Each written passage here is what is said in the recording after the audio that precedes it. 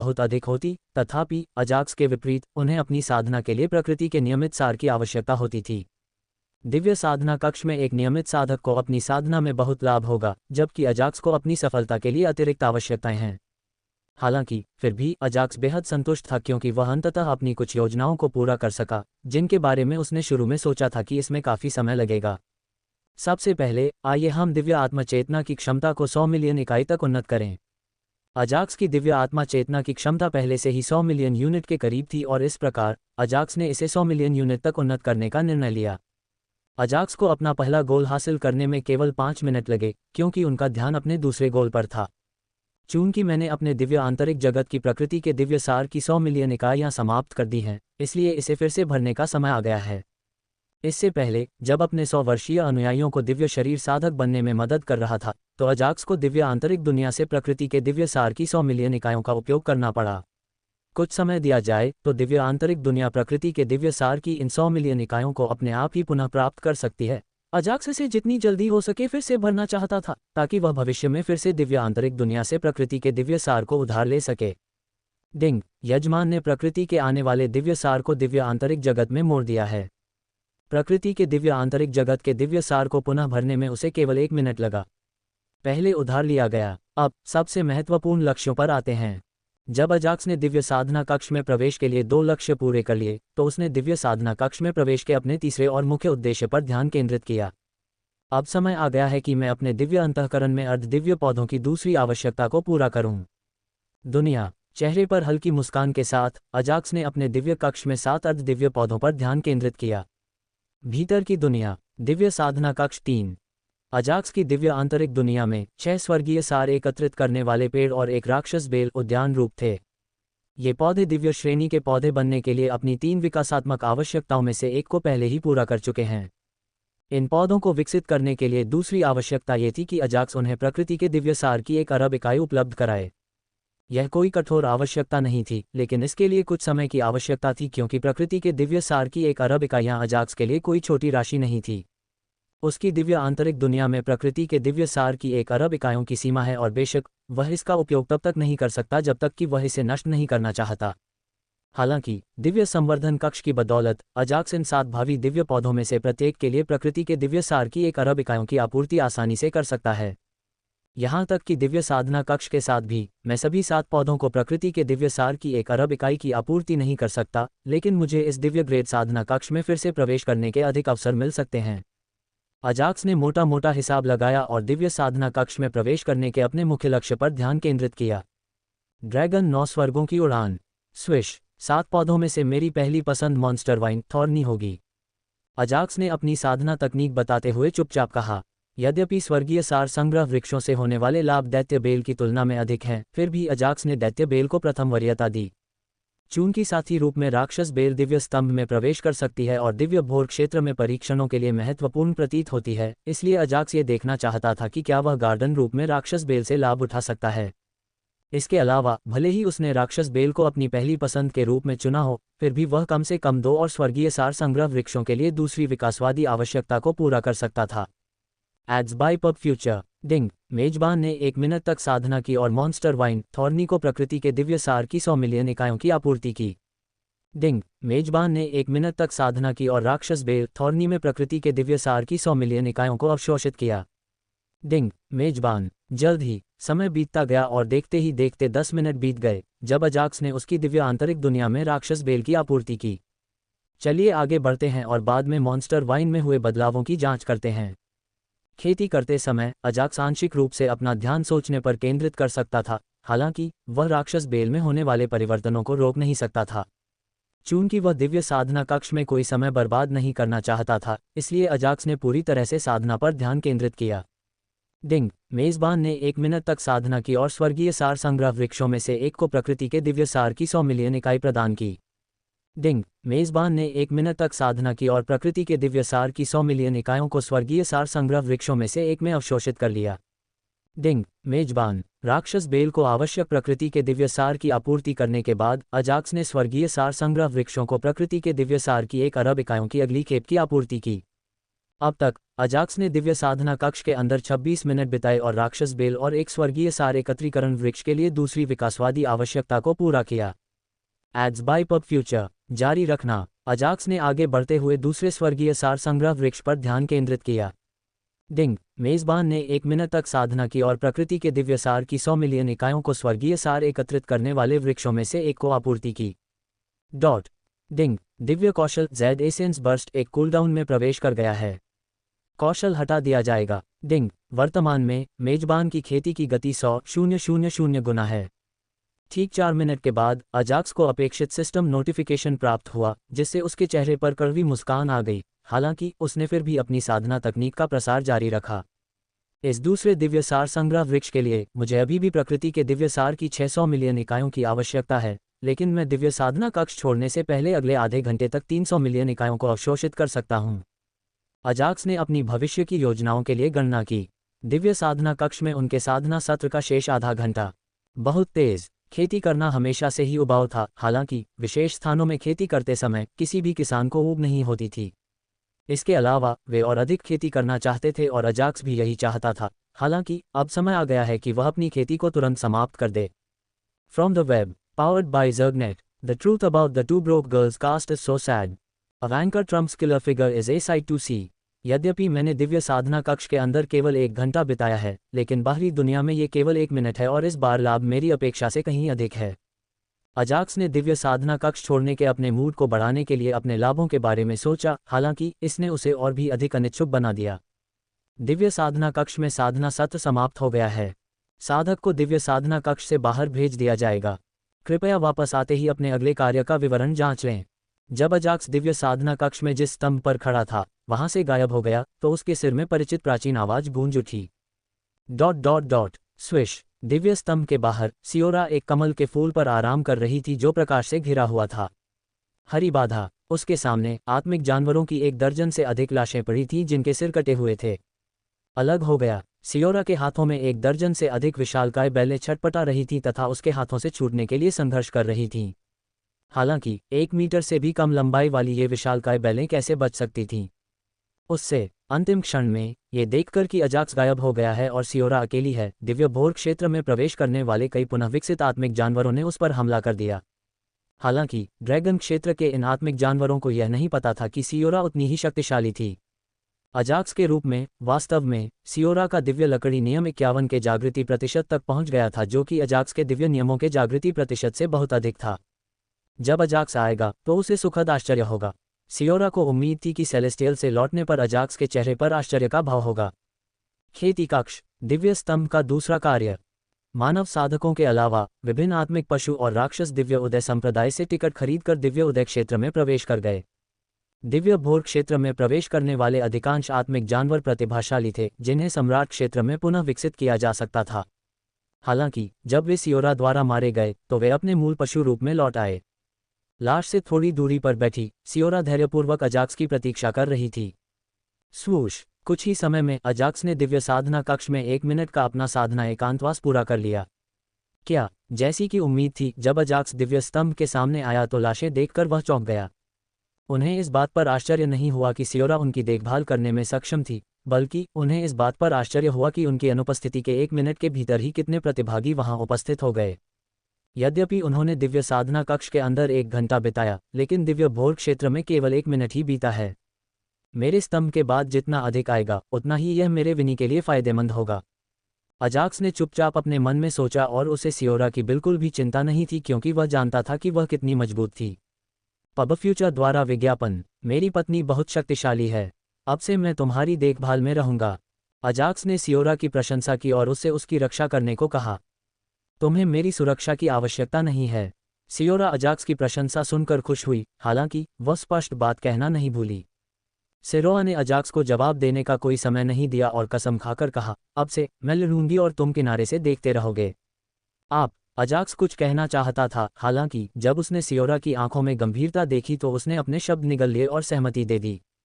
अजाक्स के साथ रहने के अलावा सियोरा बाहरी दुनिया में जाकर अनुभव प्राप्त करना चाहती थी। उसने अपना सारा जीवन पंचतत्व जगत में बिताया और चूंकि उसकी साधना उच्च थी तथा उसके साधक शक्तिशाली थे, इसलिए उसके पास लड़ने का मूलतः शून्य अनुभव था। शुरू में उसने सोचा कि वह अजाक्स के साथ मिलकर पूरी ताकत से लड़ सकती है, हालांकि अजाक्स के पास उससे भी अधिक शक्तिशाली अधीनस्थ हैं और अजाक्स भी इतना शक्तिशाली है कि उसके पास लड़ने का कोई मौका नहीं है। इसलिए सियोरा ने फैसला किया कि अब से जब वह दुश्मनों से लड़ेगी तो अजाक्स को किनारे से देखना होगा।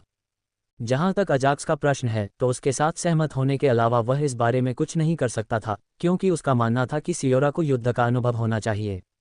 इसके बिना चाहे उसकी साधना कितनी भी ऊंची क्यों न हो, वह दूसरों से आसानी से पराजित हो जाएगी। अगर वह अपने विरोधियों से नहीं निपट सकती तो मैं हमेशा उसकी मदद कर सकता हूँ। ये वही था जो अजाक्स ने अपने मन में सोचा था जब उसने दिव्य स्तंभ पर पाठ की नई पंक्तियों को देखा था। दिव्य स्तंभ का दूसरा कार्य, 1 घंटे के भीतर अपने स्वामित्व वाले स्तंभ के अलावा कम से कम एक दिव्य स्तंभ को नष्ट करें। पब फ्यूचर द्वारा विज्ञापन कार्य के लिए पुरस्कार दिए गए समय के भीतर नष्ट किए गए दिव्य स्तंभों की संख्या से गुना किया जाएगा। अगला कार्य काफी रोचक है और जब तक मैं इसे ठीक से पूरा करूंगा ये फायदेमंद रहेगा। दिव्य स्तंभ से अपने नए कार्य के विवरण को देखते हुए अजाक्स उत्साहित था, क्योंकि यह एक ऐसा कार्य था जो अजाक्स को बहुत पसंद था। उनके लिए वे कार्य जिनमें उनके प्रदर्शन के आधार पर पुरस्कार दिए जाते हैं या बढ़ाए जाते हैं, उत्कृष्ट प्रकार के कार्य थे।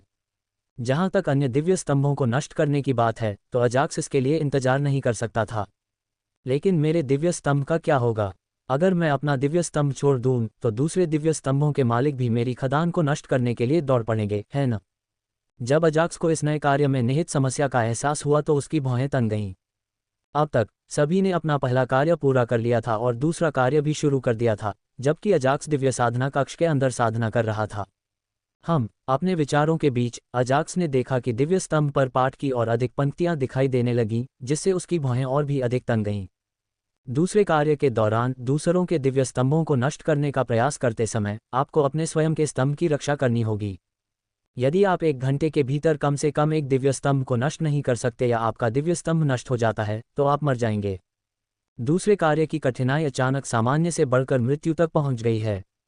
अजाक्स ने क्षण भर के लिए भौहें सिकोड़ी, फिर वह इसके बारे में सोचने लगा और जल्द ही उसे कुछ बातें समझ में आ गईं जिनके बारे में उसे पहले स्पष्ट जानकारी नहीं थी। वेब से ज़र्गनेट द्वारा संचालित टेलर स्विफ्ट का बेहद अनुचित पहनावा शर्मनाक से भी ज्यादा है। उषा वेन्स के बारे में अफवाहें उड़ रही हैं। मुझे यकीन है कि दिव्य उषा क्षेत्र में प्रवेश करने वाले सभी शक्तिशाली साधक 100 दिव्य स्तंभों के मालिक बन गए हैं और अब दूसरे कार्य के साथ वे लगभग सभी को खत्म करने जा रहे हैं। जहां तक अन्य साधकों की बात है, उनमें से कई लोग दिव्य स्तंभों के स्वामियों द्वारा पहले ही मारे जा चुके थे। इस दौर के बाद मुझे आश्चर्य है कि कितने किसान जीवित बचेंगे। अजाक्स ने अपना सिर हिलाया और दिव्य भोर संप्रदाय की बुद्धिमत्ता की सराहना करने से खुद को रोक नहीं सका। मैंने स्नो और अन्य लोगों को राक्षस बेल का पोषण न करने देकर सही निर्णय लिया, अन्यथा अपनी ताकत से वे आसानी से दिव्य स्तंभों के मालिक बन सकते थे और अगले ही पल दिव्य स्तंभ हमें एक दूसरे से लड़वा देते। अजाक्स ने राहत की सांस ली जब उसने उस समय लिए गए अपने निर्णय के बारे में सोचा। हालांकि दूसरे राउंड में कोई समस्या नहीं होगी, लेकिन उसके बाद के राउंड और अधिक कठिन और खतरनाक हो जाएंगे। तो अजाक्स को राहत महसूस हुई। खैर, चलो वर्तमान कार्य पर ध्यान केंद्रित करें। अपने विचारों को झटकते हुए अजाक्स ने अपना ध्यान दूसरे कार्य पर केंद्रित कर लिया। सियोरा, क्या तुम इस दिव्य स्तंभ की रक्षा कर सकती हो जबकि मैं अन्य दिव्य स्तंभों को नष्ट कर रहा हूं? अजाक्स ने ज्यादा नहीं सोचा और सियोरा को अपने दिव्य स्तंभ का प्रभारी बनाने का फैसला किया, जबकि वह अन्य दिव्य स्तंभों का भी दौरा किया। मैं इसका ध्यान रखूंगा। सियोरा अजाक्स के पास थी और उसने उसके साथ दिव्य स्तंभ के दूसरे कार्य का विवरण पढ़ा और अजाक्स के दिव्य स्तंभ का संरक्षक बनने में संकोच नहीं किया। क्या तुम्हें यकीन है, जो लोग मेरे दिव्य स्तंभ के लिए आ रहे हैं वे दुनिया के सबसे प्रतिभाशाली लोग हैं? ब्रह्मांड, मैंने कहा, इसे मुझ पर छोड़ दो। सियोरा ने आत्मविश्वास से अजाक्स को उत्तर दिया और जल्दी से उसे दूर भेज दिया क्योंकि वह अपनी इंद्रियों को ऊपर उठा रही थी। अधिकतम विशेष ईश्वरीय नियम, कोई आ रहा है। अजाक्स को दूर भेजने के कुछ क्षण बाद सियोरा ने अपनी बढ़ी हुई इंद्रियों से साधकों के एक समूह और पुनः साधित आत्मिक जंतुओं को महसूस किया। दिव्य अग्नि नियम सक्रिय करें। दिव्य पवन नियम सक्रिय करें। दिव्य जल नियम सक्रिय करें।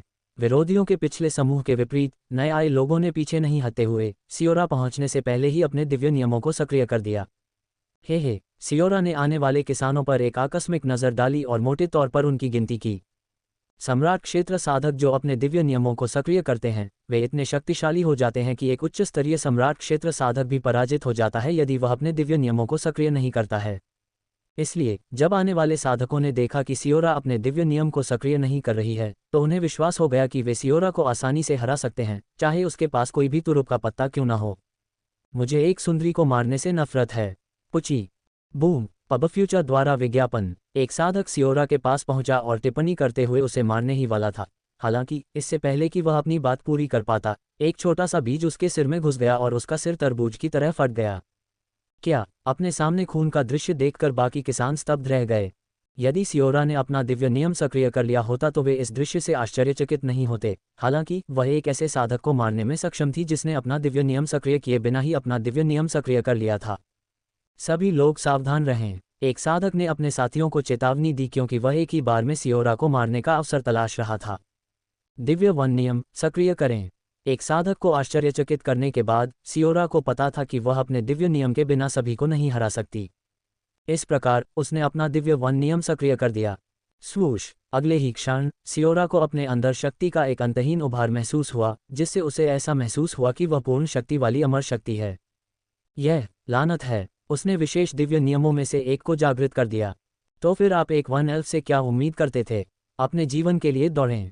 एक बार जब सियोरा ने अपना दिव्य वन नियम सक्रिय किया तो उसके आसपास के साधक परिवर्तनों को महसूस कर सकते थे और साथ ही वे उसके द्वारा उत्सर्जित आभा से दबा हुआ भी महसूस कर सकते थे।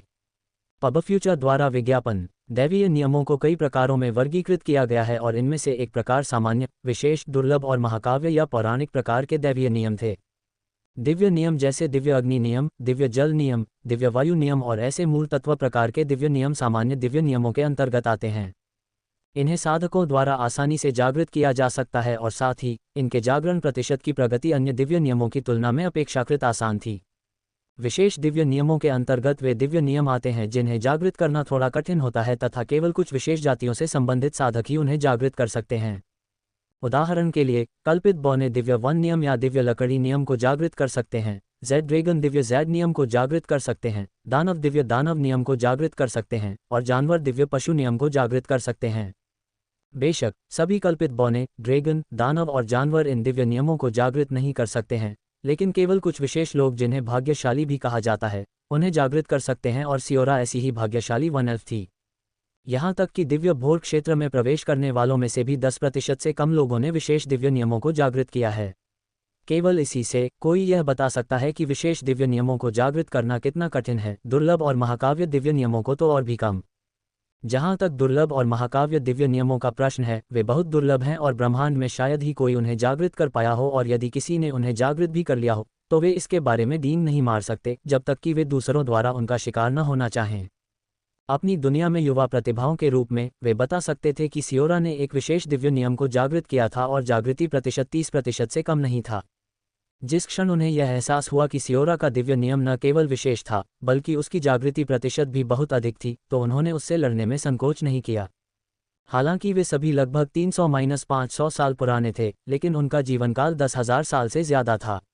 इसलिए वे युवा हैं और उच्च स्तरीय सम्राट क्षेत्र साधक बनने के लिए प्रतिभाशाली माने जाते हैं। इस प्रकार वे अपने जीवन को किसी भी चीज से अधिक मूल्यवान समझते थे और जब उनका सामना किसी ऐसे शत्रु से होता था जो उनसे अधिक शक्तिशाली होता था तो वे भागने में संकोच नहीं करते थे। भागना। क्या तुम्हें लगता है कि तुम मुझसे बच सकते हो? लकड़ी हेरफेर। जिस फ्लोरोसेंट जंगल में वह थी, वहां से मिल रहे सुखद आश्चर्य से बाहर आकर सियोरा ने अपने नियमित कौशल में से एक को सक्रिय किया और आसपास के फ्लोरोसेंट पेड़ हिलने लगे। वेब से ज़र्गनेट द्वारा संचालित बैरन ट्रम्प का सच सामने आ गया है और हर कोई इसे जानता है। अभिनेता जो अपनी बाकी की जिंदगी जेल में सड़ेंगे। स्वूश स्वूश। चूंकि उनके चारों ओर बहुत सारे पेड़ थे, इसलिए किसानों के लिए सियोरा से बचकर निकलना असंभव हो गया और अंततः वे गतिशील फ्लोरोसेंट पेड़ों की गिरफ्त में आ गए। इसके बाद जो हुआ वह कोई आश्चर्य की बात नहीं थी, क्योंकि वे सियोरा के लिए शिकार बन गए। विनी के उपभोग के लिए 10 और मॉन्स्टर वाइन्स। सियोरा ने उन कृषकों की राक्षस लताओं को जाल में फंसा लिया जिनकी वह देखभाल करती थी और उन्हें विनी के उपभोग के लिए अलग रख दिया।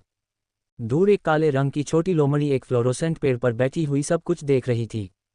बेशक सियोरा की युद्ध कौशल और होश के कारण वह जानती थी कि छोटी लोमड़ी उस पर नजर रख रही है और वह हल्के से मुस्कुराए।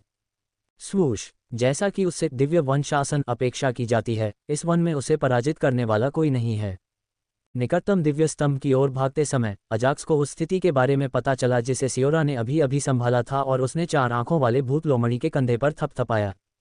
यद्यपि वह सियोरा की युद्ध क्षमता और कौशल के बारे में आश्वस्त था, फिर भी अजाक्स किसी भी अप्रत्याशित घटना के लिए तैयार रहना चाहता था। चूंकि वे सेलेस्टियल डॉन दायरे में थे और सेलेस्टियल डॉन संप्रदाय ने सेलेस्टियल डॉन दायरे में प्रवेश करने वाले सभी लोगों को मारने के लिए कुछ बड़ी योजना बनाई थी, अजाक्स वहां से भागना चाहता था। सावधान। इस प्रकार उन्होंने अपने पीछे एक घोस्ट फॉक्स क्लोन छोड़ दिया ताकि उन्हें नियमित रूप से जानकारी मिलती रहे कि उनके साथ क्या हो रहा है। सियोरा, वह अपना मिशन बखूबी निभा रही है और अब मुझे अपना काम पूरी क्षमता से पूरा करना है। क्षमता। अजाक्स ने दूरी पर स्थित विशाल दिव्य स्तंभ पर ध्यान केंद्रित किया और उत्साहित हो गया। विस्मृति भूकंप रसातल। दूर से देखा तो दिव्य स्तंभ बिल्कुल वैसा ही दिख रहा था जैसा कि वह पहले रखवाली कर रहा था।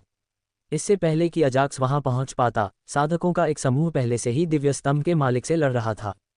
हालांकि सेलेस्टियल पिलर के मालिक ने आसानी से समूह से लड़ाई की और यहां तक कि लड़ाई के दौरान अजाक्स पर नजर भी डाली। मुझे आश्चर्य है कि वह किस बल से संबंधित है। लगभग 10 साधकों से लड़ रहे युवक को देखकर अजाक्स एक क्षण के लिए आश्चर्यचकित हो गया। इसे भूल जाओ, चलो समय बर्बाद न करें और जितना संभव हो सके उतने दिव्य स्तंभों को नष्ट कर दें। यदि दिव्य स्तंभ द्वारा जारी दूसरे कार्य के लिए कोई समय सीमा नहीं होती, तो अजाक्स सभी के साथ थोड़ी देर तक बातचीत करता। हालांकि चूंकि समय सीमा थी और वह अधिक से अधिक पुरस्कार प्राप्त करने का प्रयास कर रहा था, इसलिए अजाक्स समय बर्बाद नहीं करना चाहता था। मुझे कौन सा कौशल उपयोग करना चाहिए? यद्यपि दूरी पर मौजूद समूह ने अपने दिव्य नियमों को सक्रिय कर दिया था, फिर भी अजाक्स के पास अपने दिव्य नियमों का उपयोग करने की कोई योजना नहीं थी। इसलिए नहीं कि वह अहंकारी था, बल्कि इसलिए कि उसे विश्वास था कि उसकी योग्यताएं इन किसानों की देखभाल करने के लिए पर्याप्त हैं। ऐसा इसलिए था क्योंकि उनके कौशल सामान्य कौशल नहीं थे, बल्कि अर्धदेवी कौशल थे जो 30% जागृति के साथ सामान्य दिव्य नियमों के बराबर थे। इसके अलावा यदि कोई व्यक्ति विशेष दिव्य नियम से युक्त है तो भी उसकी मृत्यु हो सकती है यदि वह उस समय पर्याप्त रूप से सावधान नहीं रहता जब अजाक्स अपने अर्धदेव कौशल का प्रयोग करता है। अन्य लोग लड़ने के लिए संघर्ष करते हैं जबकि अजाक्स को यह चुनने में संघर्ष करना पड़ता है कि किस कौशल से लड़ना है। चलो पृथ्वी प्रकार कौशल के साथ चलते हैं। एक क्षण सोचने के बाद अजाक्स को एक ऐसा अचूक कौशल मिल गया जिससे वह न केवल एक ही बार में साधकों को समाप्त कर सकता था, बल्कि इसके साथ वह दिव्य स्तंभ को भी नष्ट कर सकता था। विस्मरण भूकंप रसातल। कदम। पबफ्यूचर द्वारा विज्ञापन। एक बार जब अजाक्स ने अपना कौशल चुन लिया तो वह दिव्य स्तंभ के करीब भी नहीं गया और लगभग 300 मीटर की दूरी पर खड़े होकर उसने एक शक्तिशाली कदम के साथ सीधे अपने अर्धदेव आधिकारिक कौशल को सक्रिय कर दिया। स्वूश, रंबल, कच। अचानक उसके पैरों के नीचे की वृद्धि हिंसक रूप से हिल गई और बड़ी दरारें दिखाई दीं और अजाक्स को केंद्र में रखते हुए हर दिशा में फैल गईं। क्या हो रहा है? क्या यह आकाशीय भोर क्षेत्र द्वारा उत्पन्न भूकंप है? नहीं, वहां देखो, किसी ने इसे बनाया है। हिंसक पृथ्वी के अचानक प्रकट होने के कारण लड़ाई अचानक रुक गई है। चूंकि भूकंप अजाक्स के पैरों से शुरू हुआ था और अन्य लोगों के विपरीत अजाक्स बिना किसी चिंता के खड़ा था, इसलिए उसे अन्य लोगों ने आसानी से देख लिया। अगर मैं समय पर नहीं चल रहा होता तो मैं आपसे बात करता। दिव्य स्तंभ के मालिक सहित साधकों के घबराए हुए चेहरों को देखते हुए अजाक्स ने चेहरे पर उदासी भरी नजर के साथ कहा, आग, ये कैसी आग है? आग। हालांकि इससे पहले कि वह अपनी बात पूरी कर पाता, अंधेरी खाई की आग ने उन साधकों को निगल लिया, जिससे अजाक्स और भी दुखी हो गया। चूंकि अजाक्स का अन्य प्रतिभाशाली लोगों से बहुत कम सामना हुआ था, इसलिए वह संक्षिप्त बातचीत करना चाहता था तथा कुछ चालों का आदान प्रदान करना चाहता था। लेकिन दिव्य स्तंभ उसे दिव्य भोर क्षेत्र के अन्य प्रतिभागियों के साथ इस तरह की बातचीत में अपना समय बर्बाद न करने के लिए मजबूर कर रहे थे। पबफ्यूचर द्वारा विज्ञापन। उन साधकों को रसातल की आग में मारे जाने से पहले अपने तैयार किए गए तुरुप के पत्तों का उपयोग करने का मौका भी नहीं मिला। रंबल। केवल साधक ही नहीं, बल्कि दिव्य स्तंभ भी आग की खाई में गिरकर नष्ट हो गया। कच। स्विश। एक बार जब साधक और दिव्य स्तंभ गायब हो गए तो अजाक्स के पैरों के नीचे की दरार वाली जमीन एक साथ चली गई और अपनी शांतिपूर्ण भूमि पर लौट आई, जहां दिव्य स्तंभ या साधकों का कोई निशान नहीं था जो एक दूसरे से लड़ने में व्यस्त थे। ऐसा लगता है कि ऑब्लिवियन क्वैक एबिस की शक्ति को 1 किलोमीटर के दायरे में संघनित करना मेरी कल्पना से कहीं अधिक शक्तिशाली है। शुरुआत से लेकर अंत तक आधे मिनट से भी कम समय बीता है और यहाँ तक कि अजाक्स भी ऑब्लिवियन क्वैक एबिस की शक्ति से हैरान है। यद्यपि उन्होंने इस कौशल को कुछ समय के लिए जागृत किया था, लेकिन फ्लोटिंग आइलैंड में जागृत होने के बाद से उन्होंने इसका उपयोग केवल 2 बार ही किया था। हालांकि उस समय वह विनाश मोड में थे और उन्होंने विनाश की अधिकतम सीमा 100 किलोमीटर निर्धारित की थी। लेकिन अब उन्होंने विनाश त्रिज्या को केवल 1 किलोमीटर तक निर्धारित कर दिया और जाहिर है इससे कौशल की क्षति बढ़ गई। मुझे अपने अर्धदेव आधिकारिक कौशल की शक्ति का आकलन करने के लिए अधिक युद्ध अनुभव की आवश्यकता है। वर्तमान मुद्दे पर ध्यान केंद्रित करने से पहले अजाक्स ने खुद से पूछा, क्या इसे मेरी उपलब्धि माना जाएगा? अजाक्स को इस बात की चिंता थी कि दिव्य स्तंभ का विनाश उसकी उपलब्धि मानी जाएगी या नहीं। स्वूश स्वूश। जब अजाक्स सोच रहा था कि क्या उसे दिव्य स्तंभों को नष्ट करना जारी रखना चाहिए या फिर उसे उपलब्धि प्राप्त करने के लिए अभी भी कुछ करने की आवश्यकता है, तो उसने एक 2 मीटर की राक्षस बेल को उड़ते हुए देखा। जमीन का स्विश वेब से जर्गनेट द्वारा संचालित लॉरेन बोयबर्ट को अनुचित पोशाक पहने हुए पकड़ा गया। जेडी वेंस की पत्नी उषा की त्रासदी बहुत दुखद है। वह अविश्वसनीय गति से अजाक्स की ओर उड़ गया और उसके साथ एक छोटा सफ़ेद रंग का पत्थर भी उड़ गया भी उसकी ओर उड़े, जिससे अजाक्स ने अपनी भौहें ऊपर उठा लीं। क्या तुम्हें लगता है कि तुम ऐसे ही मेरे शरीर में प्रवेश कर सकते हो? अजाक्स ने आसानी से आने वाली राक्षस बेल को रोक दिया, जो स्पष्ट रूप से उस दिव्य स्तंभ के मालिक की थी जिसे उसने अभी अभी नष्ट किया था। उस राक्षसी बेल ने विनी की जगह लेने और उसका नया साथी बनने के लिए अजाक्स के शरीर में प्रवेश करने की कोशिश की। बेल, हालांकि आप मेरी विनी से बहुत बड़े हैं, फिर भी मैं आपको उसकी जगह कोई दूसरा नहीं लाने दे सकता।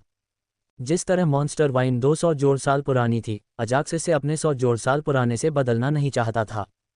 पुराने विनी। कुछ राक्षस लताओं को खाने के बाद विनी की उम्र 130 वर्ष हो गई है और चूंकि अजाक्स ने पहले ही उसका नाम रख दिया था और उससे जुड़ गया था, इसलिए वह उसे बदलना नहीं चाहता था।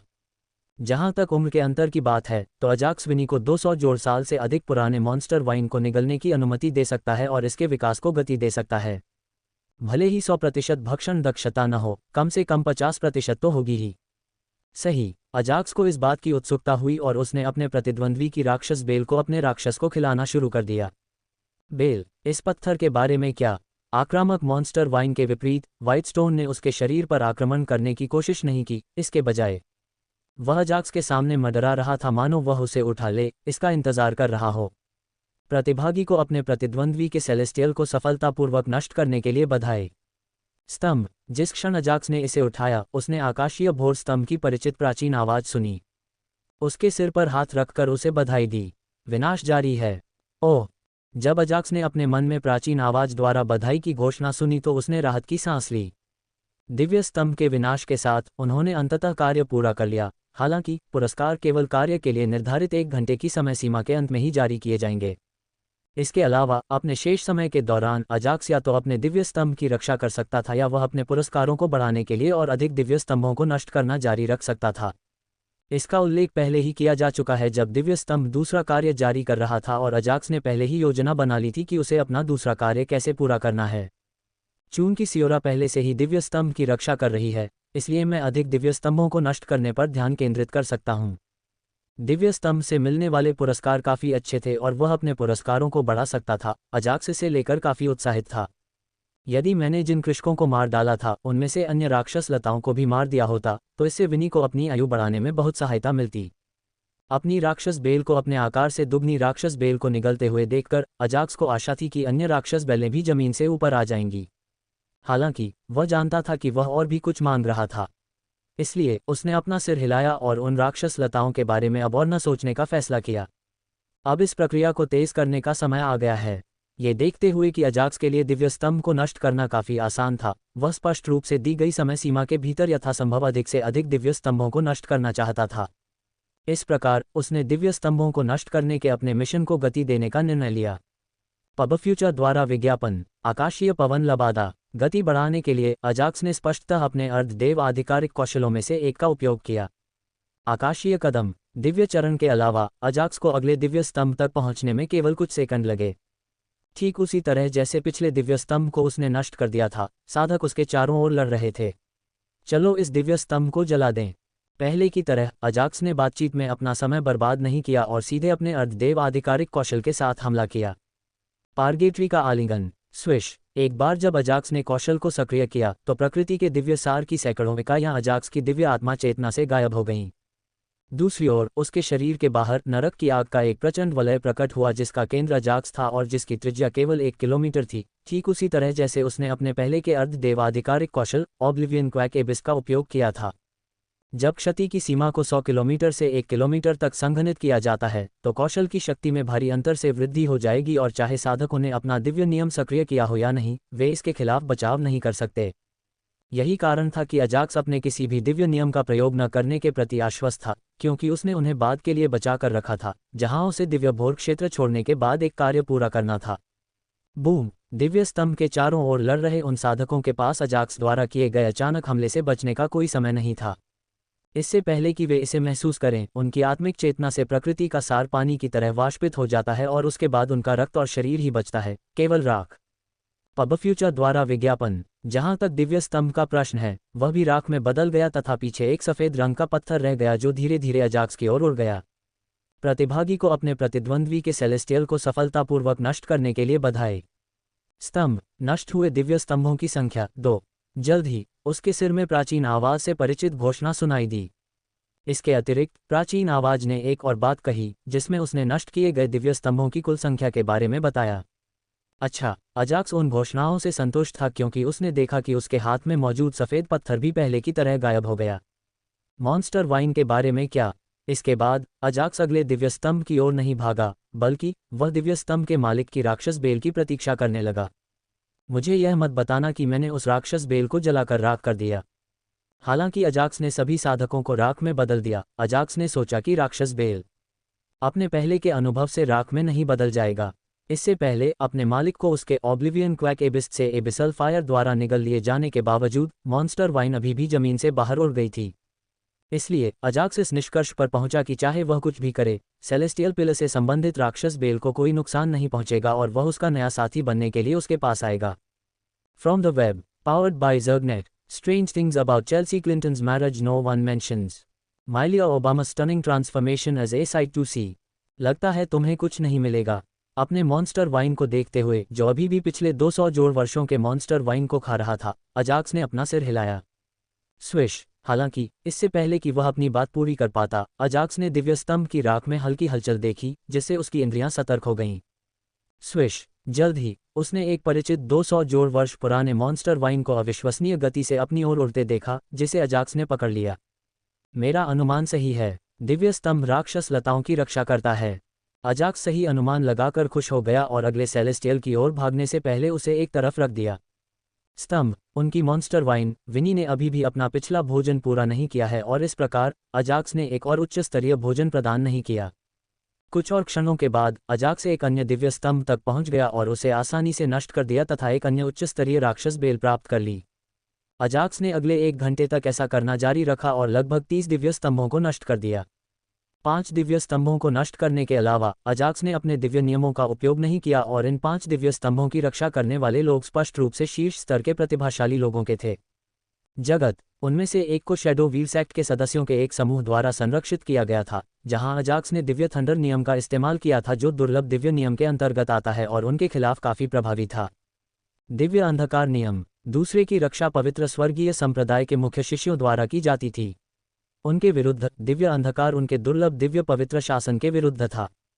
हालांकि अपनी दिव्य शरीर साधना और दिव्य आत्मा साधना के बल पर अजाक्स ने उन साधकों के समूह पर विजय प्राप्त कर ली और उनके दिव्य स्तंभ को नष्ट कर दिया।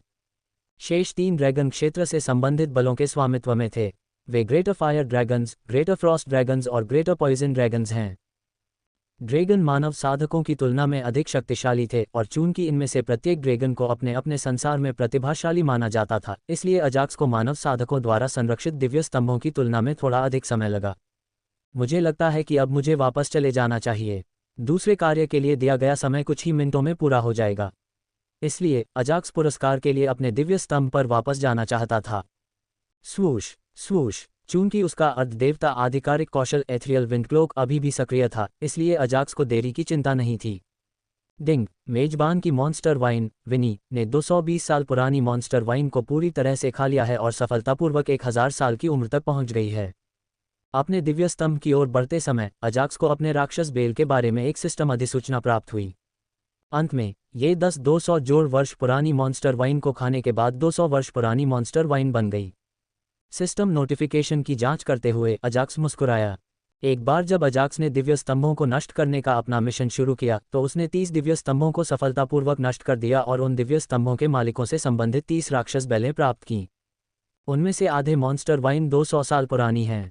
जाहिर है उनके मालिकों ने अपने मॉन्स्टर वाइन को तुरंत 200 साल पुराना बनाने का इनाम चुना, जबकि अजाक्स ने सेलेस्टियल कल्टीवेशन चैम्बर को चुना। पब फ्यूचर द्वारा विज्ञापन। बेशक अन्य साधकों ने दिव्य स्तंभ का स्वामी बनने के लिए महान विश्वकोर को चुना और दिव्य स्तंभ द्वारा जारी अपने पहले कार्य को पूरा करने के लिए पुरस्कार के रूप में दिव्य साधना कक्ष को चुना।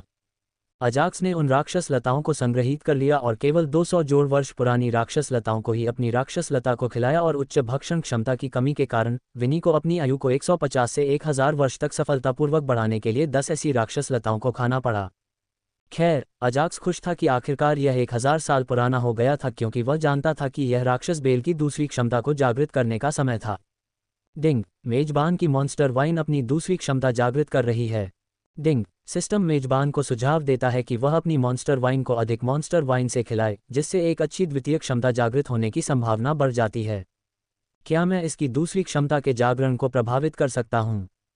अजाक्स को इस बात से आश्चर्य नहीं हुआ कि उसकी मॉन्स्टर वाइन अपनी दूसरी क्षमता को जागृत कर रही थी। हालांकि उसे इस बात से सुखद आश्चर्य हुआ कि वह एक अच्छी क्षमता को जागृत करने की संभावना को बढ़ा सकता था। इससे पहले मॉन्स्टर वाइन ने 100 साल तक पहुंचने पर अपनी पहली क्षमता आध्यात्मिक संचार जागृत की थी और अब इसकी उम्र 1000 साल तक पहुंच गई है और यह क्षमता पहले से ही अपनी पहली क्षमता से बहुत बेहतर है। तो अजाक्स उत्साहित कैसे न हो सकता था जब वह मैन्युअल रूप से एक अच्छी दूसरी क्षमता को जागृत करने की अपनी संभावनाओं को प्रभावित कर सकता था। मेरे पास अभी भी 5 मॉन्स्टर वाइन है जिनकी उम्र लगभग 250 साल है और 15 अन्य हैं जिनकी उम्र 150 साल से अधिक है। इसके अलावा अब तक सियोरा ने कई मॉन्स्टर वाइन एकत्र कर ली होंगी। अजाक्स ने जल्दी से सभी मॉन्स्टर वाइन को बाहर निकाल लिया और अपने मॉन्स्टर वाइन विनी को खिलाना शुरू कर दिया। पहले के विपरीत इस बार खिलाना बहुत तेज था। हालांकि मॉन्स्टर वाइन विनी की उम्र बिल्कुल भी नहीं बढ़ रही थी, इसके बजाय मॉन्स्टर वाइन की सारी ऊर्जा उसकी दूसरी क्षमता को जगाने पर केंद्रित थी। शायद यही कारण है कि उसका भक्षण बहुत तेजी से होता था। अपने मॉन्स्टर वाइन की पागलपन भरी विनाशकारी गति को देखकर अजाक्स ने तुरंत इसे अपनी दूसरी क्षमता के जागरण से जोड़ दिया। पब फ्यूचर द्वारा विज्ञापन। इससे पहले कि वह सभी राक्षस लताओं को खा जाए, मुझे सियोरा तक पहुंच जाना चाहिए। प्रणाली के अनुसार जितनी अधिक मॉन्स्टर वाइन्स विनी को खिलाई जाएंगी, उतनी ही बेहतर दूसरी क्षमता होगी और इस प्रकार अजाक्स अपने साथी मॉन्स्टर वाइन को यथासंभव अधिक मॉन्स्टर वाइन्स खिलाना चाहता था। आकाशीय बादल कदम स्वूश। अपनी गति साधना तकनीक और अर्ध देव कौशल के साथ अजाक्स 1 मिनट से भी कम समय में अपने दिव्य स्तंभ पर वापस आ गया। अब आपके लिए हमेशा के लिए सो जाने का समय आ गया है। अब तक सियोरा ने पहले ही कई प्रतिभागियों को मार दिया था और वह अभी भी कुछ के साथ खेल रही थी। ये देखकर कि अजाक्स वापस आ गया है, उसने बिना समय बर्बाद किए जल्दी से उनकी देखभाल की और उनकी राक्षस लताएं एकत्र कीं। आपने कितने दिव्य स्तंभ नष्ट किए? हमलावरों से निपटने के बाद सियोरा ने उम्मीद से अजाक्स से पूछा। एक ऐसे व्यक्ति के रूप में जिसने फ्लोटिंग आइलैंड में अजाक्स की असली युद्ध क्षमता देखी है, सियोरा जानती थी कि यह अजाक्स के लिए दिव्य स्तंभ को नष्ट करना एक बच्चों का खेल था। इस प्रकार उसने ये पूछने के बजाय कि क्या उसने कोई दिव्य स्तंभ नष्ट किया है, ये पूछा कि उसने कितने दिव्य स्तंभ नष्ट किए हैं।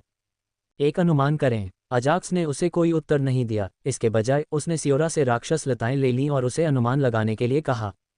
वेब से ज़र्गनेट द्वारा संचालित। मेलानिया ट्रंप ने ओबामा पर लगाया चौंकाने वाला आरोप। टाइगर वुड्स और वेनेसा ट्रंप का रोमांस बहुत ही अजीब है।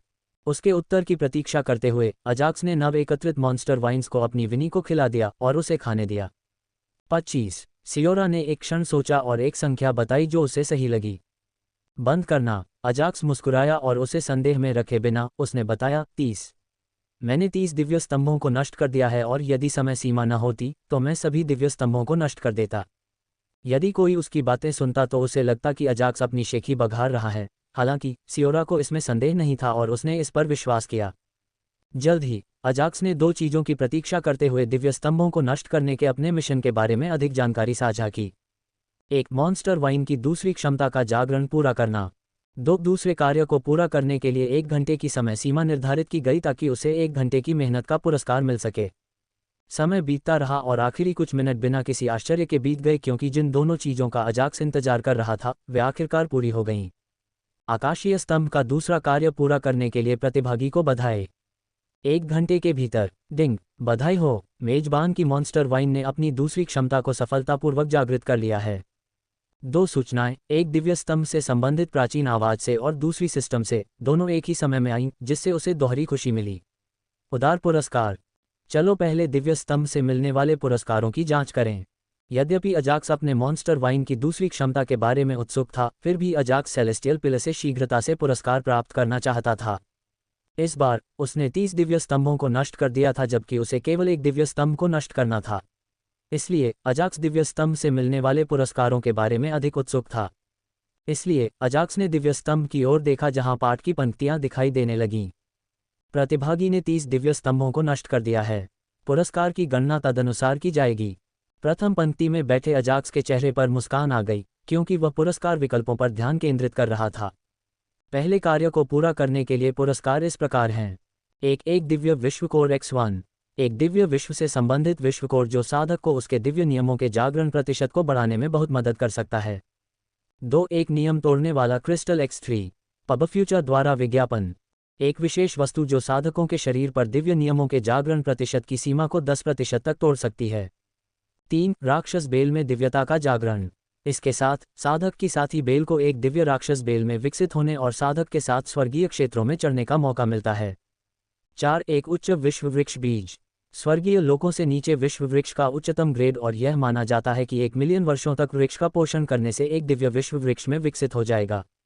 जब यह विकसित होगा तो यह स्वर्गीय क्षेत्र में चढ़ जाएगा और अपने साथ अपने पालन पोषण को भी स्वर्गीय क्षेत्र में ले जाएगा। 5 दिव्य साधना कक्ष में 100 घंटे। आकाशीय उदय क्षेत्र में 100 मिनट, लेकिन आकाशीय साधना कक्ष में 100 घंटे की साधना सत्र, जहां आकाशीय स्तंभ उन 100 मिनटों के लिए संरक्षित किया जाएगा। दूसरे कार्य के दौरान प्रतिभागी के असाधारण प्रदर्शन के कारण वह उपरोक्त सूची में से कोई भी 3 पुरस्कार चुन सकता है। जल्द ही दिव्य स्तंभ पर 5 पुरस्कारों की सूची दिखाई दी और पहले के विपरीत उनमें से प्रत्येक पुरस्कार के बारे में स्पष्ट जानकारी थी। तइए जब अजाक्स ने पुरस्कार और उनकी जानकारी पढ़ी तो उसे दिव्य स्तंभ द्वारा प्रदान किए गए उदार पुरस्कारों पर सुखद आश्चर्य हुआ। हालांकि जब उसने पाठ की अंतिम पंक्ति पढ़ी तो अजाक्स पूरी तरह से हैरान रह गया, क्योंकि उसे उम्मीद नहीं थी कि वह सूची में से एक नहीं बल्कि 3 पुरस्कार चुन सकेगा। पब फ्यूचर द्वारा विज्ञापन। ये सही है। पहले की तरह एक पुरस्कार के स्थान पर अजाक्स को सूची में से 3 पुरस्कार चुनने का विकल्प दिया गया, जो पूरी तरह से उसके 30 दिव्य स्तंभों को नष्ट करने के असाधारण प्रदर्शन के कारण था। जब मैं पुरस्कारों के बारे में पढ़ रहा था तो मैं दुविधा में था कि किसे चुनूं, हालांकि अब मैं चिंतित नहीं हूं। अपने सदमे से बाहर आकर अजाक्स बहुत उत्साह से हंस पड़ा। वह उत्साहित क्यों न हो। पुरस्कारों को उन्नत करना, लेकिन उसे केवल एक ही चुनने के लिए कहना वास्तव में अच्छी बात नहीं थी बल्कि एक क्रूर बात थी। हालांकि अब उसे उन्नत पुरस्कारों में से 3 चीजें चुनने को मिली और निश्चित रूप से वह बहुत खुश था। अगर मैं उन चीज़ों को हटा दूं जिनका मुझे अन्य चीज़ों की तुलना में सबसे कम उपयोग है तो ये काम तेजी से होगा। बिना समय बर्बाद किए अजाक्स ने उन 2 चीज़ों को हटाना शुरू कर दिया जो उसे 5 पुरस्कारों में से सबसे कम उपयोगी लगीं। पहला इनाम स्पष्टतः मेरे लिए सबसे कम उपयोगी है। अजाक्स को ज़्यादा सोचने की ज़रूरत नहीं पड़ी, क्योंकि उसने सीधे ही पहला विकल्प हटा दिया, क्योंकि वह आसानी से विश्व कोर को निकाल सकता था और उन्हें दिव्य कोर में विलय कर सकता था। अन्य साधकों के लिए दिव्य कोर सबसे मूल्यवान चीज़ें हैं, हालांकि अजाक्स के लिए सूची में अन्य पुरस्कारों की तुलना में वे सबसे कम मूल्यवान हैं। From the web, powered by Zergnet, these actors lost all control when kissing co-stars on set. Ex-child star found dead at 46 in bank parking lot. मेरे लिए नियम तोड़ने वाले क्रिस्टल सबसे उपयोगी हैं। कोई रास्ता नहीं है, मैं उन्हें नहीं चुनूंगा। आमतौर पर एक निम्न स्तरीय सम्राट क्षेत्र साधक अपने दिव्य शासन को केवल 10% तक ही जागृत कर सकता है। एक मध्यम स्तरीय सम्राट क्षेत्र साधक 30% तक जागृत कर सकता है और एक उच्च स्तरीय सम्राट क्षेत्र साधक इसे पूरी तरह से जागृत कर सकता है। बेशक यह इतना नहीं होगा। निम्न और मध्यम स्तर के सम्राट क्षेत्र साधकों के लिए जागृति का 10% और 30% वे सीमाएं हैं जिन्हें वे पार नहीं कर सकते, और यदि वे स्वयं को जागृत होने के लिए मजबूर भी करते हैं तो अतिरिक्त जागृति प्रतिशत को उसी प्रकार सील कर दिया जाएगा जैसे कि अजाक्स के दिव्य नियमों के जागृति प्रतिशत को 30% से अधिक सील कर दिया गया था। बेशक अजाक्स अभी भी एक निम्न स्तरीय सम्राट क्षेत्र साधक था, हालांकि वह दिव्य शरीर साधक और दिव्य आत्मा साधक दोनों था, जिससे उसका शरीर अधिक शक्तिशाली हो गया और इस प्रकार वह 30 की जागृति प्रतिशतता के साथ दिव्य नियमों का उपयोग कर सकता था। इससे आगे बढ़ने पर उसके शरीर में विस्फोट हो जाएगा, भले ही उसके पास विशेष साधना पथ हो। हालांकि इन नियम तोड़ने वाले क्रिस्टल के साथ मैं बिना किसी समस्या के अपने शरीर की सहन क्षमता से 10% अधिक जागृति का उपयोग कर सकता हूं। यदि अजाक्स के पास चुनने के लिए केवल एक ही विकल्प होता तो वह शायद यही विकल्प चुनता, क्योंकि यह उसे वर्तमान की तुलना में तुरंत अधिक शक्तिशाली बना देता। तीसरा इनाम मॉन्स्टर वाइन द्वारा दिव्यता को जागृत करने से संबंधित है। बेशक मैं भी यही चाहता हूं। अपने दिव्य आंतरिक संसार में अजाक्स ने पहले से ही गार्डन फॉर्मेड मॉन्स्टर वाइन को दिव्य वाइन में बदलने पर काम करना शुरू कर दिया है, और अब इस इनाम के साथ वह अपने साथी फॉर्मेड मॉन्स्टर वाइन को दिव्य वाइन में बदल सकता है। 2 दिव्य राक्षस लताओं के साथ मेरी युद्ध क्षमता अगले स्तर तक पहुंच जाएगी। जो भी चीज़ दिव्य स्तर तक पहुंच चुकी है उससे उसे बहुत मदद मिलेगी। इसलिए अजाक्स ने इसे चुनने का फैसला किया। उच्च विश्व वृक्ष बीज। इसे समाप्त किया जा सकता है क्योंकि मेरे दिव्य आंतरिक विश्व में पहले से ही एक उच्च विश्व वृक्ष है। इसके अलावा अगर मैं सचमुच उच्च विश्व के और अधिक वृक्ष चाहता हूं तो मैं उन्हें स्वयं ही लघु विश्व के वृक्षों से विकसित कर सकता हूं। चूंकि अजाक्स ने अपने वर्तमान उच्च विश्व वृक्ष को एक छोटे विश्व वृक्ष से विकसित किया है और इससे पहले कई मानक विश्व वृक्षों और यहां तक कि उच्च विश्व वृक्षों को भी विकसित किया है, इसलिए वह ऐसा करने में आश्वस्त था। अजाक्स ने ज्यादा नहीं सोचा और इसे वैसे ही समाप्त कर दिया जैसे उसने शुरुआत में दिव्य विश्व कोर को समाप्त किया था। हालांकि दिलचस्प जानकारी यह है कि सिस्टम को भी उच्च विश्व वृक्ष के बारे में पता नहीं था। जब अजाक्स ने उच्च विश्व वृक्ष के बारे में जानकारी पढ़ी तो उसका ध्यान कुछ ऐसी चीज पर गया जिसने उसे उत्सुक कर दिया।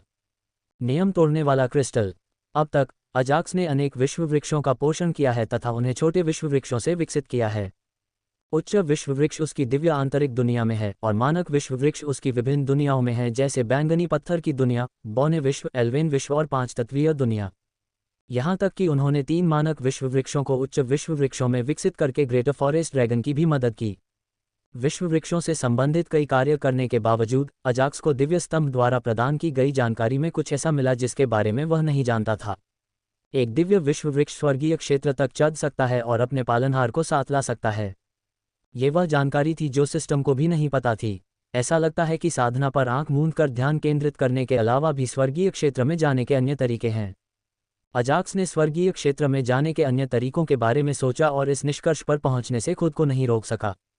इससे पहले अजाक्स ने चेतन ज्वालाओं से संबंधित एक मिथक के बारे में सुना था, जिसके अनुसार 100 चेतन ज्वालाओं के साथ शरीर को तपाने के बाद कोई व्यक्ति स्वर्गीय क्षेत्र में जा सकता है।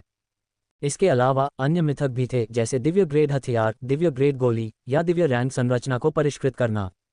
हालांकि ये सभी मिथक हैं और इन तरीकों से किसी के उत्थान का कोई रिकॉर्ड नहीं है। विश्व वृक्ष को दिव्य विश्व वृक्ष में बदलना ऐसी ही मिथकों में से एक हो सकता है और चूंकि दिव्य स्तंभ ने ये जानकारी प्रदान की है, इसलिए यह उन अन्य मिथकों के साथ सत्य हो सकता है जो मैंने अतीत में सुने हैं। पब फ्यूचर द्वारा विज्ञापन। ये सभी मिथक कीमिया, हथियार शोधन, संरचना निर्माण और आत्मा किसान जैसे साधना व्यवसायों से संबंधित हैं।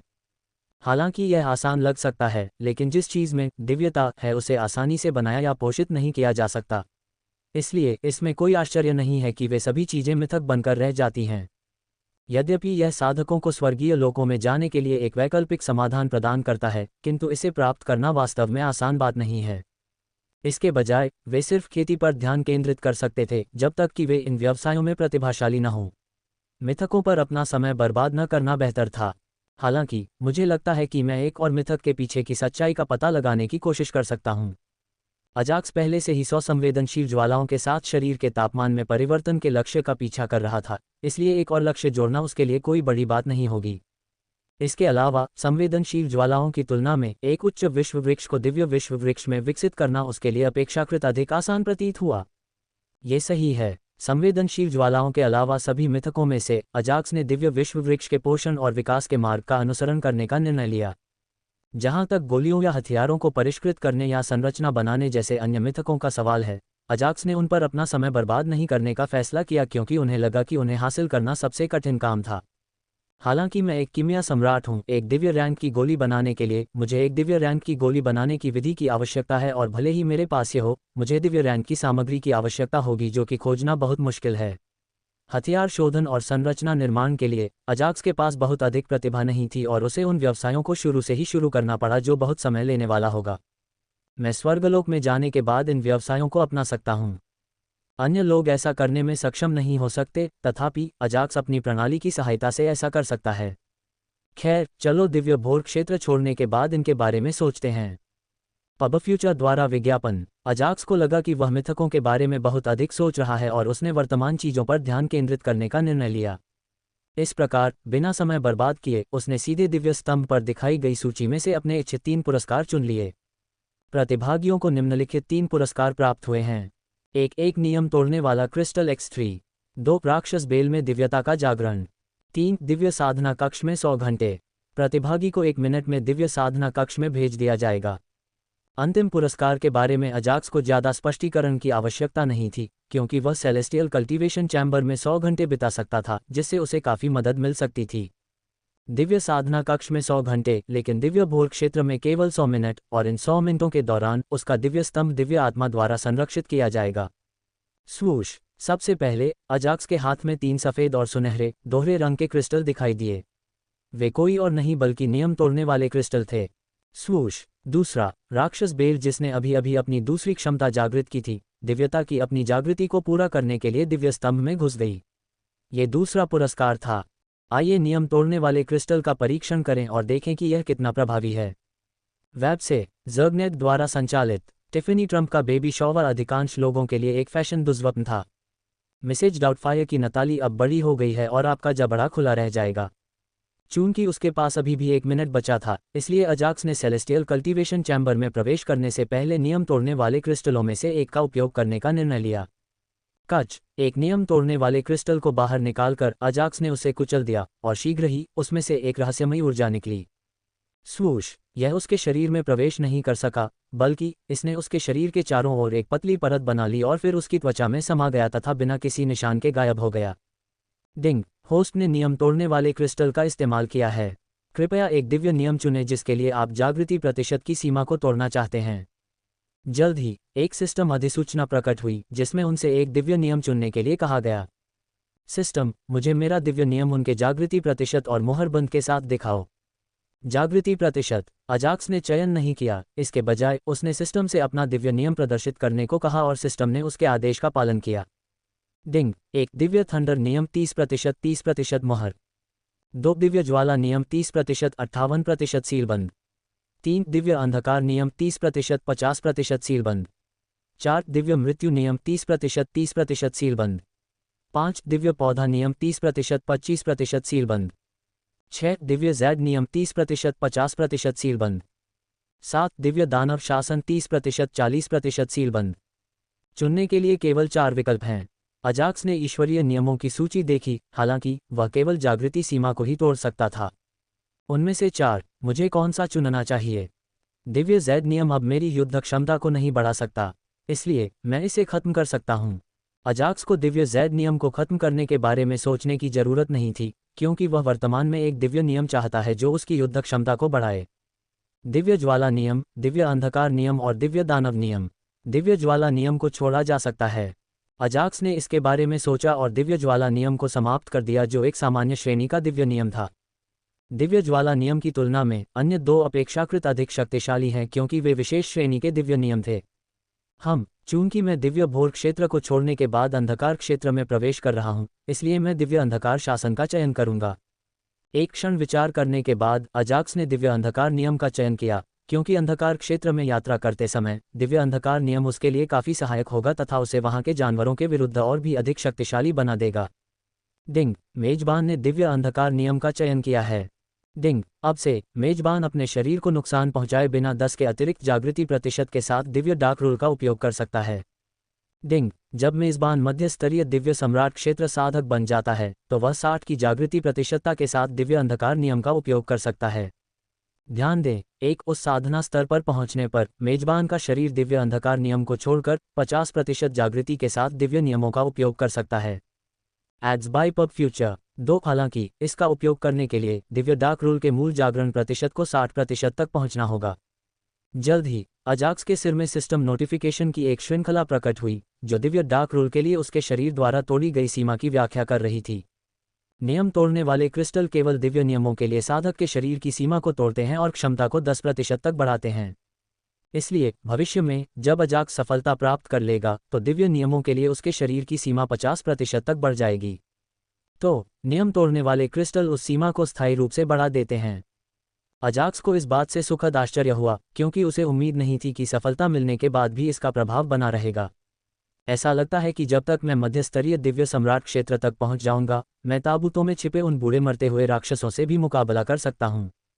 अजाक्स मध्य स्तर के सम्राट दायरे में पहुंचने से बहुत दूर नहीं था, इसलिए जाहिर है वह उत्साहित था।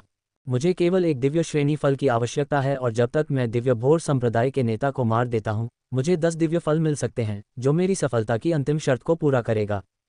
अजाक्स ने अपनी मुट्ठियां भींच लीं क्योंकि वह उस क्षण का इंतजार नहीं कर सकता था। उससे पहले मुझे दिव्य भोर संप्रदाय छोड़ना होगा। अजाक्स यह नहीं भूला कि वह मिशन को केवल सेलेस्टियल डॉन क्षेत्र को छोड़कर ही पूरा कर सकता था। चूंकि नियम तोड़ने वाले क्रिस्टल का उपयोग करने में केवल कुछ ही क्षण लगते हैं, इसलिए मैं भविष्य में अन्य 2 का उपयोग कर सकता हूं। एक नियम तोड़ने वाले क्रिस्टल का उपयोग करने के बाद अजाक्स ने अन्य 2 का उपयोग नहीं किया तथा उन्हें स्थिति के अनुसार बाद में उपयोग के लिए रख लिया। भविष्य में अजाक्स अधिक दिव्य नियमों को जागृत कर सकता है और वह उन पर इन नियम तोड़ने वाले क्रिस्टल का उपयोग कर सकता है। सियोरा, जब मैं दूर रहूं तो सावधान रहना।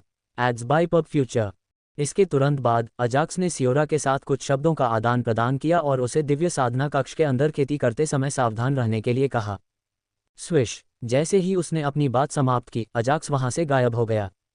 योजक चिन्ह, योजक चिन्ह, योजक चिन्ह, योजक चिन्ह, योजक चिन्ह। स्वूश, जब अजाक्स ने अपनी आंखें खोलीं तो वह उस परिचित स्तंभ पर खड़ा था जो प्रकृति के तरल सार में डूबा हुआ था।